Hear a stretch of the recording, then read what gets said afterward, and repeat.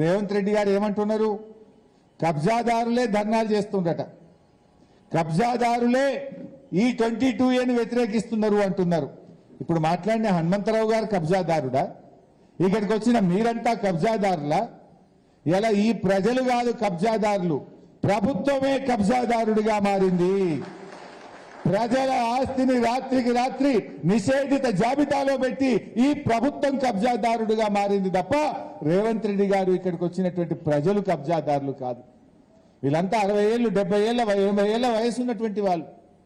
40-50 సంవత్సరాల నుంచి ఆ ఇళ్లలో, అపార్ట్మెంట్లలో డబ్బులు పెట్టి కొనుక్కొని, డబ్బులు రిజిస్ట్రేషన్ డిపార్ట్మెంట్కి కట్టి, మున్సిపల్ డిపార్ట్మెంట్కి కట్టి ఆ ఇల్లు కట్టుకొని ఆ ఇళ్లలో దశాబ్దాలుగా జీవిస్తున్నటువంటి ఈ ప్రజల ఆస్తులను రాత్రికి రాత్రి నువ్వు కబ్జా పెట్టినవు. ఈ ప్రజలు కాదు కబ్జాదారులు, నువ్వే కబ్జాదారుడిగా మారినవు. ప్రభుత్వ భూములు అమ్మవర్తివి, అసైన్డ్ భూములు లాక్కోవర్తివి, ప్రజల పట్టా భూములను నిషేధిత జాబితాలో పెట్టి ఇవాళ ప్రజల్ని కూడా ఆగం చేస్తా ఉన్నావు.